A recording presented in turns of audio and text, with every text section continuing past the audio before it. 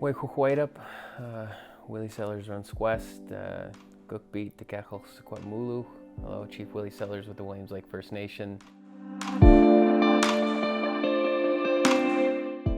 My dad is Daryl Sellars. He was born and raised here in Williams Lake. My grandpa Bill Sellars, Martha Sellars, born and raised here. All three went to residential school at St. Joseph's Mission. My mom is Denise Tate, also born and raised in Williams Lake, a non-Indigenous woman. She's the one who raised me. She's the one who, showed me what hard work was and, good ethics, and just raised me to be the man that I am today.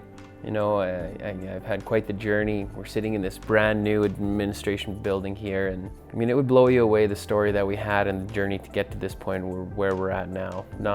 And I'm not the one that can take all the credit for this. We've had some pretty kick-ass leaders that came before me, that mentored me, and we have a pretty stellar supporting cast of staff here that we've been able to grow over the last 10 years.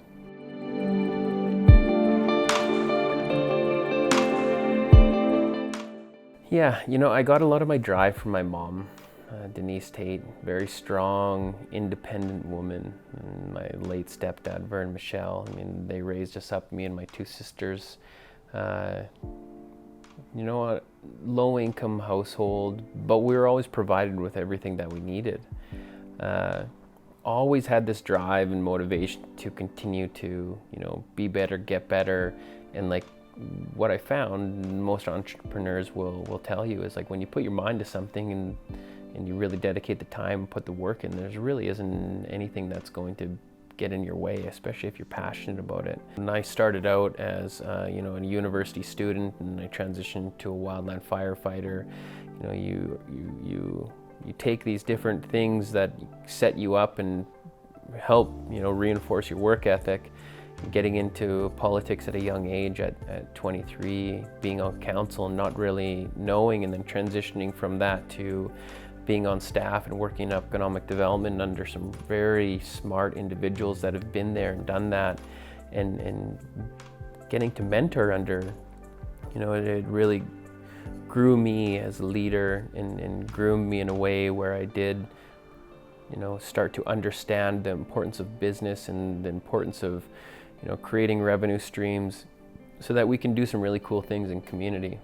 It's about creating jobs and creating revenue streams is where I learned. And then once you start bringing those dollars in and you start, listening to your elders and listening to your community, well, now you have to start, investing in culture, investing in tradition, investing into what your community wants you to hold up, and finding that balance as a healthy community.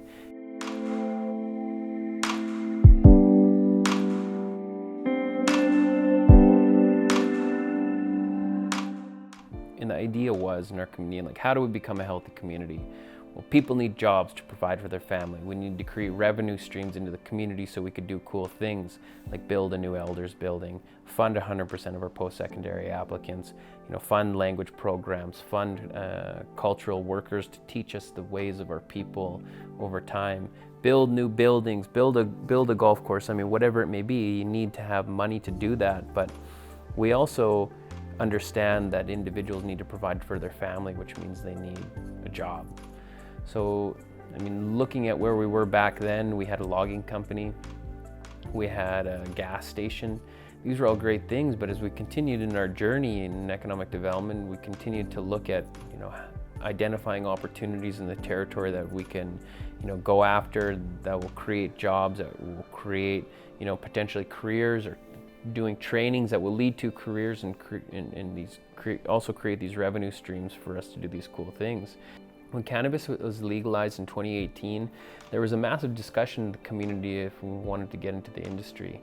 We're saying, heck yeah, NECDEV, we need to get into the industry. It's going to be big, it's going to be awesome, it's going to be something that's new, and we're going to be able to create a very awesome and neat, trendy thing potentially. While also, holding up the medicinal component of cannabis in our nation, in our culture, because it historically was a medicine that we would utilize. So we went to the community. The community engagement was fully supportive of getting into the cannabis industry, which was awesome. You know, the retail and the cultivation side of things, those are big topics of discussion in all those engagement sessions. So we embarked on this journey into cannabis. Because how it works in this country is Canada gave the retail component of the cannabis industry to the provinces to police up while they handle the cultivation, so the growing. So we got into the retail side. We negotiated a government-to-government agreement regarding cannabis, the first one in the country. So then we opened up our first retail store, and our first retail store of our retail brand, which is Unity Cannabis, Nukusum Cannabis, which is Secwepemcin for Unity. We're opening up another store in Merritt within the next couple of months. Following that, we're opening up another store in Penticton. Following that, we're going to be looking at other locations like Kelowna, for example. But I mean, we've been very successful in cannabis while creating all of these different job opportunities in an industry that is brand new. So we get a ton of headlines, which raises more profile for the Williams Lake First Nation, which, you know, gives us more power to be successful, or more of a chance to be successful, which means more of a chance for our people to prosper.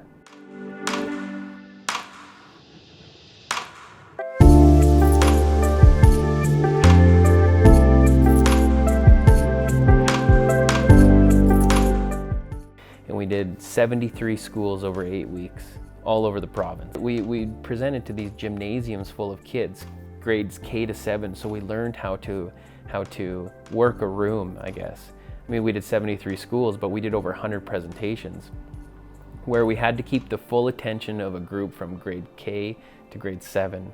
You know, how we did that, it would blow people's minds. You know, this is where I honed in all my public speaking skills. This is where I honed in how to, you know, read kids, read people, and hold a room, I guess, so to speak. So I look at that. You know, that like prepared me to be a better politician. You know, her creator mentored me through this book touring journey to allow me to properly public speak and negotiate in rooms where, you know, you need to be sharp and you need to have a good handle on the information and be able to speak to it well.